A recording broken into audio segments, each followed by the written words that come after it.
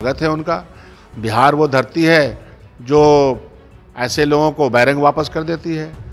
क्यों वापस करते हैं? क्योंकि जो सरकार 9 साल से चल रही है, अपनी नीतियों के द्वारा, अपने कार्यक्रमों के द्वारा, अपने प्रोग्राम्स के द्वारा उन्होंने इस देश के आम आवाम को तकलीफ दी। भारतीय जनता पार्टी ने उन सारे लोगों को अपना लिया जिनके ऊपर इल्ज़ामात लगाए थे, ईडी सीबीआई का छापा मारा था जिनके घरों पर। वो सभी लोग उनके साथ जब शामिल हो गए तो दूध के धुले की तरफ पे हो गए, एकदम सफ़ेद बुर्राक हो गए। तो यह तो चरित्र उनका है। अब 20,000 करोड़ रुपया का जो राहुल गांधी ने सवाल किया था, उस प्रश्न से कितने तिलमिला गए थे प्रधानमंत्री। नमस्कार, आप देख रहे हैं न्यूज़ फॉर नेशन में आपके साथ अभिजीत सिंह। केंद्रीय गृह मंत्री अमित शाह आज बिहार दौरे पर आने वाले हैं और वहीं बात करें तो तमाम बीजेपी के बड़े बड़े नेता हैं जो उनके स्वागत में जो लखीसराय में उनका जनसभा है वो लगे हुए हैं। और वहीं बात करें तो अब जो बीजेपी के बड़े बड़े नेता हैं वो महागठबंधन सरकार पर हमलावर होने लगे हैं और विपक्ष के एकजुटता पर सवाल खड़े करने लगे हैं। इसी पे बात करने के लिए हमारे साथ हैं कांग्रेस के विधायक दल के नेता डॉक्टर शकील अहमद खान। सर, आज अमित शाह का दौरा है बिहार में, इस पर क्या कहना है? नहीं, आपके माध्यम से मैं बकरीद की शुभकामनाएं उनको देता हूं, मुबारकबाद देता हूं।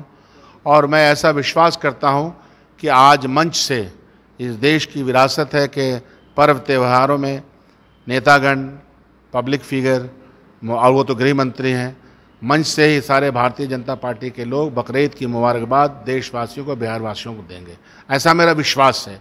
ये हमारी विरासत है। जैसा कि आपने कहा कि महागठबंधन की जब मीटिंग हुई, उसके पहले से मैं देख रहा था कि पेट में मरोड़ होना शुरू हो गया भारतीय जनता पार्टी को।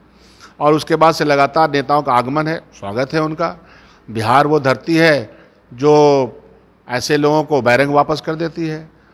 क्यों वापस करते हैं? क्योंकि जो सरकार 9 साल से चल रही है, अपनी नीतियों के द्वारा, अपने कार्यक्रमों के द्वारा, अपने प्रोग्राम्स के द्वारा उन्होंने इस देश के आम आवाम को तकलीफ में डाला है। इकोनॉमिक तकलीफ दी है, सोशल तकलीफ दी है, न्याय प्रक्रिया को बाधित किया है। तो ये सब कुछ वो कर रहे हैं, तो जनता कब तक बर्दाश्त करे? इसीलिए ये एका हुई है। अपोजिशन भी तो राज कर रहा। किसी राज्य के मुख्यमंत्री आए थे, सारे शीर्ष नेतृत्व आया था, कांग्रेस पार्टी का शीर्ष नेतृत्व यहाँ पहुँचा था कि 2024 में यह जो पूरी बेलगाम हो चुकी है, जिनको गवर्नेंस नहीं आता है, जिन्होंने आर्थिक रूप से गुलाम बना दिया इस देश को, उसके खिलाफ हम सब लोग मिल करके उनको 2024 में फिर से जो जिस तख्त पे बैठे हुए हैं उस पर नहीं आने देंगे। क्योंकि ये भी हम देख रहे हैं, ट्रेंड आ रहा है कि लोकतांत्रिक व्यवस्था को राजतंत्र के व्यवस्था में बदलने का प्रयास चल रहा है। तो हमारा प्रयास है और हमारे प्रयास से ही उनको इतनी तकलीफ हो रही है। लेकिन पहले तो जेपी नड्डा, अमित शाह बोलते थे, अब प्रधानमंत्री नरेंद्र मोदी भी बोलने लगे हैं कि तमाम भ्रष्टाचारी एकजुट हो रहे हैं। 20 लाख हजार करोड़ से सभी पर भ्रष्टाचार का मामला है, उनको पर जांच होगा और उन्हें जेल भेजा जाएगा। 2013 और 2014 के बीच का उनका सब भाषण हम लोग को याद है। और आजकल तो चैनल के माध्यम से चीज़ें सब रिकॉर्डेड रहती हैं, तो सारी छवियां हमारे सामने हैं। जहां वो सिलेंडर की कीमतों के खिलाफ बोलते थे, नौजवानों को 15 लाख लाने का बात बोलते थे, काला धन विदेश में है वो सब लाने की बात करते थे, किसान को की आमदनी दुगनी हो जाएगी, रेल सही तौर पर विदाउट एक्सीडेंट चलने लगेगा, मैकेनिज्म इतना सॉलिड हो जाएगा। ये सारे वादे तो उन्हीं के वादे थे। और इकोनॉमिक अच्छी हो जाएगी, चीन लाल लाल आंखें हमको नहीं दिखाए, ये सब उनका ही वादा था। तो ये वादा तेरा वादा, क्या हुआ उन वादों का? लेकिन बोलते बोल रहे हैं भ्रष्टाचारी एकजुट होने, भ्रष्टाचारी हैं सारे लोग। आपने कोई भी छवि, भारतीय जनता पार्टी से मैं कह रहा हूँ कि इतिहास पढ़ा करें, कोई भी छवि किसी भी राजनीतिक पार्टी के अध्यक्ष का बंगारू लक्ष्मण जी जैसा नहीं होगा।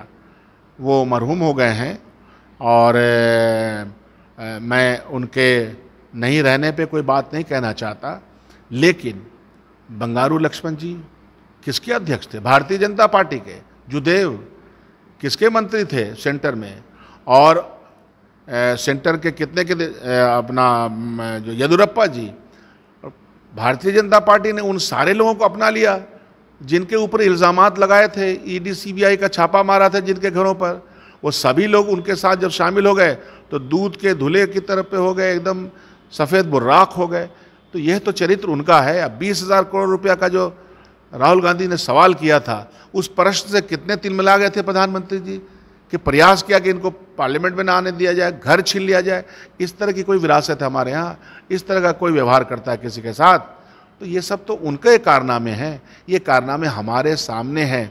और ये नोटबंदी के मामले में क्या हुआ, ये जो 2,000 रुपये का नोट था, कभी भी जब भी नोटबंदी होती है तो बड़े पैसे 500 हज़ार रुपये से 2,000 हो गया, और ये कहा गया कि नहीं, इसमें ऐसा चिप्स लगा दिया गया है कि कोई भी जमाखोरी नहीं कर पाएगा। अब फिर उनको समझ में आ गया, और वो फिर पैसे वापस कर रहे हैं। तो क्या है, कौन सा गवर्नेंस है, किस प्रकार का गवर्नेंस है? अगर आपने तरक्की की तो देश के ऊपर कर्जा क्यों बढ़ा? अगर आपने तरक्की की तो शिक्षा और स्वास्थ्य के पैसे क्यों घटा दिए गए? बिहार